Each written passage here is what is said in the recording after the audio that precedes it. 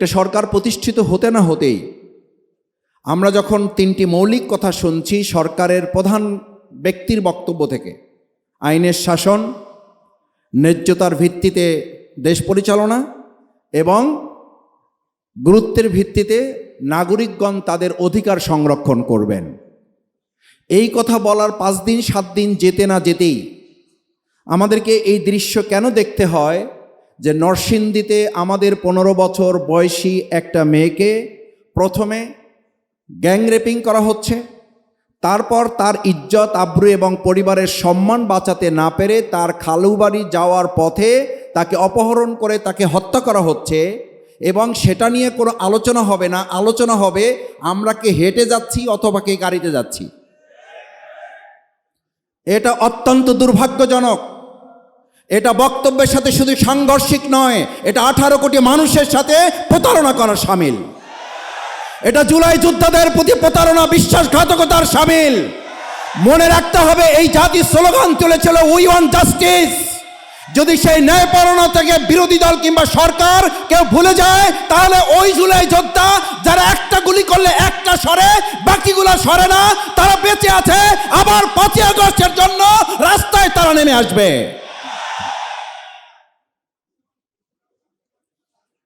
আমাদের মনে করার কোনো কারণ নাই 5ই আগস্ট হেলিকপ্টারে সবাই চলে গেছে।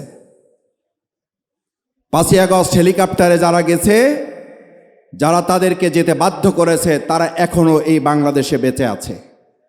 তারা কে হেঁটে গেছে অফিসে আর কে গাড়িতে গেছে এইটা দেখার জন্য নতুন বাংলাদেশ গড়ে তোলে নাই। তারা গড়ে তুলেছে আমাদের এই আমেনার সন্ত্রাসী নুরাকে 24 ঘন্টার মধ্যে গ্রেপ্তার না করতে পারলে প্রয়োজনে বিরোধী দলকে পরামর্শ দেব, রাস্তায় নেমে আমার এই আমেনা বেগমের হত্যাকারীদের গ্রেপ্তারে সরকারকে বাধ্য করতে হবে। বর্তমান বিরোধী দলকে গৃহপালিত বিরোধী দল মনে করে প্রথম যদি একটু হানিমুন ভাব মনে হয়, তাহলে এটাও সরকারকে মনে রাখতে হবে বর্তমান বিরোধী দল 68 জন সংসদের সদস্য সম্মিলিত এবং তার সাথে আরও 6 জন, এই যে সম্মিলিত বিরোধী দল, এই বিরোধী দলকে গৃহপালিত কিংবা আপনাদের পরিচালিত বিরোধী দল মনে করার কোনো কারণ নাই। বরং এই বিরোধী দল হচ্ছে সেই বিরোধী দল যাদেরকে বরং মানুষ মনে করে ভোট দিয়েছিল এই বিরোধী দলকে, ভোট হাইজ্যাক করে নিয়ে যায় একটা সরকার গঠন করার ক্ষেত্রে ইঞ্জিনিয়ারিং করে এই ইঞ্জিনিয়ার ভাইদের ইঞ্জিনিয়ার পদবীর উপরে কলঙ্ক লেপন করা হয়েছে। ইঞ্জিনিয়ার শব্দটা ছিল সম্মানের, মর্যাদার। আমি এই কথাটা গাড়িতে আসতে আসতে ভাবছি যে আপনাদের সামনে শব্দটা উচ্চারণ করব কিনা। ইঞ্জিনিয়ার শব্দটা উচ্চারণ করলেই এখন আমাদের মধ্যে এক ধরনের নেতিবাচক প্রভাব তৈরি হয়, একটা ঘৃণার ভাব তৈরি হয়। ইঞ্জিনিয়ারিং শব্দটা তো ছিল আমাদের প্রকৌশলীরা দেশ, সমাজ, রাষ্ট্র, ভবন নির্মাণ, গোটা পৃথিবীর নীল নকশা, এগুলো বাস্তবায়নে, নকশা বাস্তবায়নে তারা সহযোগিতা করবেন। কিন্তু আমরা 2026 সালের 12ই ফেব্রুয়ারি দুপুরের পর, বিকালের পর, এমনকি সন্ধ্যা পর্যন্ত মানুষ ভোট যাদেরকে দিয়েছে 4:30 পর্যন্ত, সেই 4:30টার ভোট আমরা দেখলাম যে একটা শব্দ ব্যবহার করা হয়েছে। কী শব্দ? সেই শব্দের নাম হচ্ছে ইঞ্জিনিয়ারিং। অথচ সেই ইঞ্জিনিয়ার এখানে বসে আছেন। আমি আপনাদেরকে পরিষ্কার বলতে চাই, আপনাদের এই পদ পদবীর উপরে যারা কলঙ্ক লেপন করেছেন, আপনারা 18 কোটি মানুষকে সাথে নিয়ে এর বিরুদ্ধে তীব্র প্রতিবাদ গড়ে তুলে ভোট দিয়েছে এক জায়গায়, সরকার গঠন হয়েছে আর এক জায়গায়। এর পরিণতি অতি সত্বর জনগণ আর একবার মানুষকে জবাব দেওয়ার জন্য প্রস্তুত থাকবে। কেউ সরকারি দলের বলা শুরু করেছেন, 2-1 জন মন্ত্রীও কথা বলতে শুরু করেছেন, কারণ তারা জানেন পবিত্র মাহে রমাজান, সংযত হওয়ার কথা, সংযম হওয়ার কথা। আমরা আগের সেই 17 বছর যে বক্তব্য শুনতাম, যদি আপনারা বেগুন না পান তাহলে মিষ্টি কুমড়া খান, যদি আপনারা এটা না পান তাহলে ওটা করেন। এখন বর্তমান বিদ্যুৎ মন্ত্রী অলরেডি রেসিপি দেওয়া শুরু করে দিয়েছে, বলছে ঋণের বোঝায় জর্জরিত হওয়ার চেয়ে অন্ধকারে থাকা ভালো। আমরা ধিক্কার জানাই অন্ধকারে থাকার জন্যই দেশ 2024-এর 5ই আগস্ট আরেকবার স্বাধীন হয় নাই। যদি না পারেন দায়িত্ব ছেড়ে দেন, আমরা আলোকিত বাংলাদেশ করার জন্য সিদ্ধান্ত নিতে চাই। আপনারা লুটতরাজ করবেন, বেগম পাড়ায় আপনারা কানাডায় ঘর বাড়ি করে তুলবেন, সুযোগ সুবিধা ভোগ করবেন, আন্দোলন সংগ্রামে আপনাদের নামে একটা মামলা হবে না, আপনারা জেলখানায় যাবেন না, কোনো একটা রাষ্ট্রের প্রেসক্রিপশনে আপনারা মন্ত্রী হবেন, বাংলাদেশের মানুষকে অন্ধকারে রাখবেন। সেই বাংলাদেশ আর কল্পনা করার সুযোগ আপনাদের হাতে নাই। আমার ভাইয়েরা, নেতৃবৃন্দ বক্তব্য রাখবেন, শেষ করতে চাই। রাস্তাঘাটে রিক্সাওয়ালা, সম্মানিত শ্রমিকবৃন্দ পর্যন্ত আমাদেরকে এখন বলে, কয় স্যার, এই যারা মন্ত্রী হয়েছে এক অধিকাংশই তো 2024 সালের 5ই আগস্টের পর পর্যন্ত না, তারপরেও তো এরা আসার সময় 100 বার চিন্তা করছে আসবো না, আজকে না কালকে, কালকে না পরশু, পরশু না তরশু। এই আসা যাওয়ার মধ্যে যারা বাংলাদেশকে অনিরাপদ রেখে নিজে এবং নিজের পরিবারকে নিরাপদ রাখার স্বার্থ হাসিল করেছে, তারা এখনো তাদের স্বার্থ হাসিল করবে বলেই আমার আমেনার বিচার হয় না, আমার হাজারীবাগের সন্তানদের আসামিদের গ্রেপ্তার হয় না, আমার 6 বছর শিশুদের দর্শিতার গ্রেপ্তার হয় না, কারণ তারা তাদের প্রটোকলের গাড়ি নিরাপদ করায় ব্যস্ত, তারা 18 কোটি মানুষের কথা ভাবে না। আমার প্রকৌশলী ভাই এবং বোনেরা, আসুন, আমাদের এই বাংলাদেশকে সম্ভবত মনে হচ্ছে জনগণ বলতে শুরু করেছে আর একবার স্বাধীন করার জন্য হয়তো আবার আমাদেরকে রাজপথে নামতে হবে। তবে আমরা একটা কথা বলতে চাই, সকাল বিকাল দুপুর, আবার দুপুর সকাল সন্ধ্যা, এইভাবে আন্দোলন এবার হবে না। এবার আন্দোলন হবে 5ই আগস্ট সকাল থেকে আবার শুরু হবে, সকাল গড়িয়ে দুপুর যাবে না, দুপুরের আগে একটা পরিবর্তনের লক্ষ্যে ছাত্র জনতা এবং জনগণ রাজপথে নেমে গেলে তাদেরকে সামলাতে পারবেন না। তাই আসুন, আমরা পরিষ্কার বলতে চাই, দেশকে সুন্দরভাবে পরিচালনা করুন। রমজান সংযমের মাস, কথাবার্তায় সংযমী হন, কাজের ক্ষেত্রে সংযমী হন, দেশের নাগরিকদের প্রতি সংযত আচরণ করুন এবং মানুষের মর্যাদা সমুন্নত রেখে যে বৈষম্য মুক্ত একটা বাংলাদেশ আমরা গড়ে তুলতে চেয়েছিলাম, আমাদের সন্তানরা যে জন্য জীবন দিয়েছে, আমাদের ভাইয়েরা যে জন্য জীবন দিয়েছে, আমাদের নেতৃবৃন্দ হাসতে হাসতে ফাঁসির মঞ্চে গিয়েছে, সেই বাংলাদেশের বিপরীত কোনো চিত্র দেখলে আবার এদেশের মানুষ একতাবদ্ধ হয়ে রাজপথে নামবে, তাতে কোনো সন্দেহ নেই। তার আগেই যদি আপনারা সতর্ক হয়ে যান, তাহলে আপনাদের জন্য কল্যাণ, দেশবাসীর জন্য কল্যাণ। সেই কল্যাণের প্রত্যাশা করে সবাইকে ধন্যবাদ জানিয়ে আমার কথা শেষ করছি।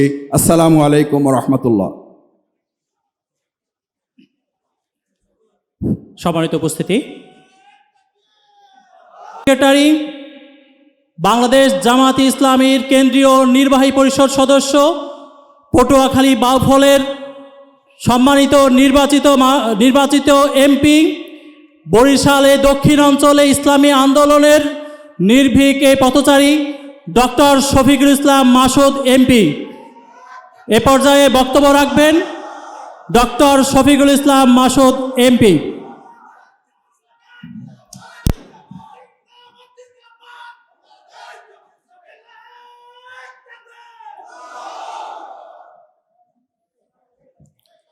আসসালামু আলাইকুম ওয়া রাহমাতুল্লাহি ওয়া বারাকাতুহু। আউযু বিল্লাহি মিনাশ শাইতানির রাজীম। বিসমিল্লাহির রহমানির রহিম। শাহরু রমাদানাল্লাযী উনজিলা ফীহিল কুরআন হুদাল লিন-নাস বায়্যিনাতিম মিনাল হুদা ওয়াল ফুরকান। সাদাকাল্লাহুল আযীম। আজকে the forum of engineers and architects Dhaka মহানগরী দক্ষিণের উদ্যোগে আয়োজিত এই ইফতার এবং আলোচনা, সম্মানিত সভাপতি,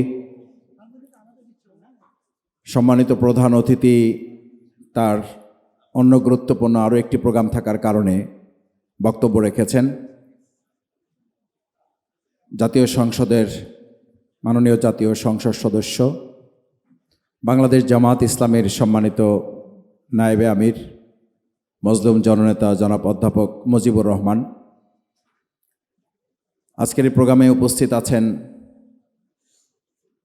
the forum of engineers and architects বাংলাদেশের কেন্দ্রীয় এবং মহানগরী পর্যায়ের বিভিন্ন নেতৃবৃন্দ, উপস্থিত আমার সামনে উপস্থিত সম্মানিত প্রকৌশলীবৃন্দ, সম্মানিত সুধীমণ্ডলী, ভাই বোনেরা, সাংবাদিকবৃন্দ, ইফতারের সময় খুবই কাছাকাছি, নেতৃবৃন্দ বক্তব্য রাখবেন। আমি সংক্ষেপে দু একটি কথা বলি, আমার আলোচনা শেষ করব। সম্মানিত সুধীমণ্ডলী, আমার শ্রদ্ধাভাজন প্রকৌশলী ভাই এবং বোনেরা, রমজান হচ্ছে এমন একটি মাস, 12 মাসের মধ্যে একটি মাস। এই মাসের গুরুত্ব হচ্ছে উনজিলা ফিহিল কোরআন, এ মাসে কোরআন নাজিল করা হয়েছে। যদি এমন হতো যে শাহরু শাওয়াল উনজিলা ফিহিল কোরআন, তাহলে মর্যাদা কি রমজানের হতো না শাওয়ালের হতো? শাওয়ালের হতো। রমজান মাসের মর্যাদা মাসের জন্য না, মাসের মর্যাদা কোরআনের জন্য। উনজিলা ফিহিল কোরআন, তার টার্গেটটা কি? হুদাল্লিন নাস, মানুষকে সঠিক পথ দেখাবে, সরল পথ দেখাবে। বাইয়িনাতিম মিনাল হুদা ওয়াল ফুরকান, কোনটা সত্য, কোনটা মিথ্যা, কোনটা ন্যায়, কোনটা অন্যায়, কোনটা ভালো, কোনটা মন্দ, এটা নিরূপণ করে দেবে। এই কোরআনের সাথে একটা মাসের সম্পর্কের কারণে যদি মাসের মর্যাদা বাড়ে, তাহলে সেই কোরআনের সাথে ইঞ্জিনিয়ারদের, সেই কোরআনের সাথে সাধারণ মানুষের, সেই কোরআনের সাথে ঢাকা মহানগরীর, সেই কোরআনের সাথে আমাদের প্রিয় মাতৃভূমি বাংলাদেশের, সেই কোরআনের সাথে সরকারি দলের, সেই কোরআনের সাথে বিরোধী দলের, সেই কোরআনের সাথে 18 কোটি নাগরিকের যদি সম্পর্ক বাড়ে, তাহলে মর্যাদা বাড়বে না কমবে? বাড়বে। কিন্তু আমাদের মর্যাদা কমছে না, শুধু এক বিসমিল্লাহির রহমানির রহিম। মাসুদ ভাইয়ের এই গরম বক্তব্যের পরে মাসুদ ভাইয়ের কিছু বলবো কিনা আমি? মাসুদ ভাই যে গরম বক্তব্য দিয়েছেন, আমাদের এরকম লিডার আরও দরকার। তা আমি এখানে আসলে বেশি দিকে মাসুদ ভাইয়ের গরম বক্তব্যের পরে ইঞ্জিনিয়ারদের জন্য আমাদের আসলে কি কি করণীয়, এটা কয়েকটা পয়েন্ট খুব সংক্ষেপে বলে যাব। মাসুদ ভাই বিএনপিকে কয় মাস সময় দিবেন এটা সিদ্ধান্ত নেন। আমরা কয় মাসের মধ্যে নতুন দেশ গড়তে চাই। তা আমি ইঞ্জিনিয়ারিং যে টার্মটা মাসুদ ভাই বলছেন, আমাদের পজিটিভ ওয়েতে আমি এটার 2টা পয়েন্ট বলবো। একটা হচ্ছে ইঞ্জিনিয়ারদের ভূমিকা কী ছিল এই ইলেকশানে। তা আমরা ইঞ্জিনিয়ারিং ফোরাম সর্বপ্রথম এই ইলেকশনকে কেন্দ্র করে আমরা আর্থকোয়েকের রেসপন্স করলাম ইঞ্জিনিয়ারিং ফোরাম থেকে। আমরা লিভেবল ঢাকা সিটি, এই সিটিকে কিভাবে আমরা তৈরি করতে চাই, ক্ষমতায় আসলে কিভাবে ঢাকা সিটিকে আমরা দেখতে চাই, সেই প্ল্যান করে আমরা এই ইলেকশনকে আমরা ক্যাম্পেইন করলাম। ঢাকা শহরের ভোটের ব্যবধান আপনারা যদি দেখেন, বিএনপি এবং জামাতের মাত্র 50,000 ভোটের ব্যবধানে আমরা পিছিয়ে আছি। তার মধ্যেও 4টা বা 5টা সিটে তারা চুরি করেছে, আমরা প্রমাণসহ সেটা উপস্থাপন করেছি। আমাদের এই ইঞ্জিনিয়ারিং টিম এর একটা বড় কন্ট্রিবিউশন ছিল আমাদের ইলেকশনের ডেটা অ্যানালিটিক্সে। আমাদের এই ইঞ্জিনিয়ারিং টিমের বড় অবদান ছিল সোশ্যাল মিডিয়া ম্যানেজমেন্টে। আমরা আমিরে জামাতের পেজে প্রায় 2 মিলিয়ন ফলোয়ার বেড়েছে মাত্র 3 মাসে।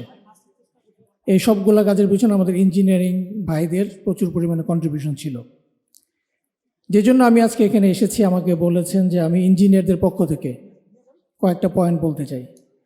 যদি আমরা বাংলাদেশ জামাত ইসলামী আগামী 2030 সালের সরকার গঠন করতে চাই, তাহলে আমাদের এই প্রস্তুতি কি আছে কিনা, সারা বাংলাদেশে ইঞ্জিনিয়ারদের সেই সক্ষমতা আছে কিনা।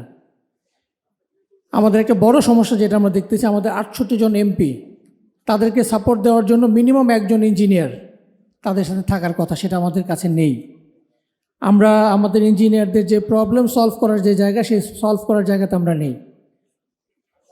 আমাদের বড় ক্রাইসিস, আমাদের ফোরাম অফ ইঞ্জিনিয়ার্স শুধুমাত্র সাংগঠনিক কাজ করছি আমরা, আমাদের ন্যাশনাল বিল্ডিংয়ের কাজ আমরা করছি কিনা। তা আমি আমাদের এই ইঞ্জিনিয়ার ফোরামের যে দায়িত্বশীলরা আছেন তাদের কাছে আমার আহ্বান, যে আহ্বানটি নিয়ে আসছি, যে আমাদের ইঞ্জিনিয়ারিং ফোরামের পক্ষ থেকে এনডিএফের মতো একটা সেন্ট্রাল একটা কোঅর্ডিনেশন টিম করা যায় কিনা, যারা বাংলাদেশ জামাত ইসলামীর টেকনিক্যাল কাজের নেতৃত্ব দিবে। সেই কাজটা করার জন্য ইঞ্জিনিয়ারিং ফোরামকে আমি আহ্বান জানাবো একটা ন্যাশনাল ইঞ্জিনিয়ার সামিট অথবা ন্যাশনাল ইঞ্জিনিয়ারিং একটা বড় ধরনের প্রোগ্রাম করার জন্য। আমি আজকে দেখছিলাম যে বাংলাদেশ কেন বিশ্বের মানুষের কাছে আকৃষ্ট হচ্ছে না। আমাদের ন্যাশন বিল্ডিংয়ের জন্য অফার করার মতো নিউক্লিয়ার পাওয়ার আমাদের কাছে নেই, ওয়েপন ইন্ডাস্ট্রি আমাদের কাছে নেই। তাহলে আমরা কি দিয়ে বিশ্বের কাছে মানুষের কাছে আমাদের নিজেদেরকে আহ্বান জানাবো? তা আমি এই জন্য আজকে আমার উদাত্ত আহ্বান জানাতে চাই আপনাদের কাছে যে আগামীর ইলেকশন যে ইঞ্জিনিয়ারিংয়ে আমরা পিছনে পড়ে গিয়েছি, সেই ইঞ্জিনিয়ারিংয়ে সামনে আগানোর জন্য এই ইঞ্জিনিয়ারিং ফোরাম থেকে আমি একটা বড় টিম চাই, ভাই এবং বোনদেরকে সমন্বয় করে, যারা আগামীর ইলেকশনে প্রপার ইঞ্জিনিয়ারিং করার জন্য আমাদেরকে সহযোগিতা করবেন। আপনারা কি সেই সহযোগিতা করতে রাজি আছেন? তো সেই সহযোগিতা করার জন্য আমি ফোরামের সম্মানিত দায়িত্বশীল থেকে আহ্বান জানাবো আমরা অতি দ্রুত একটা smart transportation, anti corruption, cyber security এই কাজগুলোকে নেতৃত্ব দেওয়ার জন্য আমাদের সিনিয়রদের নেতৃত্বে ইউথদেরকে এম্পাওয়ার করে আমরা একটা কমিটি দেখতে চাই, যে কমিটি আমাদেরকে আগামী ইলেকশনে সেন্ট্রাল জামাতকে হেল্প করবেন ইনশাআল্লাহ। তা আপনাদের সবাইকে অনেক অনেক মোবারকবাদ জানাচ্ছি। আজকে দেখেছেন যে আফগানিস্তান এবং পাকিস্তানে যে যুদ্ধ লেগেছে, আমরা চাই না যে আমাদের দেশে এরকম কোনো ক্রাইসিস তৈরি হোক। সেই ক্রাইসিস ওভারকাম করার জন্য ইঞ্জিনিয়াররা যতক্ষণ পর্যন্ত অ্যাক্টিভ না হবেন, সেই এরকম ক্রাইসিস আমাদের প্রতিবেশী রাষ্ট্র থেকে আমাদের উপর আসার সম্ভাবনা সবসময় রয়েছে। আমরা ইলেকশনের মধ্যে শুধু জামাত একা এক দল, তার বিরুদ্ধে আমাদের প্রতিবেশী রাষ্ট্র, আমাদের ইন্টেলিজেন্সের লোকজন, আমাদের বিরোধী দল দুইটা, আওয়ামী লীগ এবং বিএনপি, এছাড়াও আরও অনেক না দেখা অনেক শক্তি আমাদের বিরুদ্ধে কাজ করেছে। আমাদের আমিরে জামাতের পেজ এবং সেক্রেটারি জেনারেল যে টুইটার হ্যাক হয়েছে, এটা তার একটা এক্সাম্পল। তবে আপনাদের উদাত্ত আহ্বান জানাবো, আল্লাহ রাব্বুল আলামিন আমাদের এই দেশের মানুষের দায়িত্ব নেওয়ার জন্য যে সুযোগ আমাদের সামনে এনে দিয়েছেন, সেটা যদি সম্পূর্ণ করতে হয় তাহলে ফোরাম অফ ইঞ্জিনিয়ার্সকে দেশের মানুষের জন্য কাজ করতে হবে, শুধুমাত্র ফোরামের লোকজনের জন্য না। বাংলাদেশের মানুষের ভাগ্য পরিবর্তনের জন্য আপনাদের সে আহ্বান জানিয়ে আমার বক্তব্য শেষ করছি। আসসালামু আলাইকুম রহমতুল্লাহ।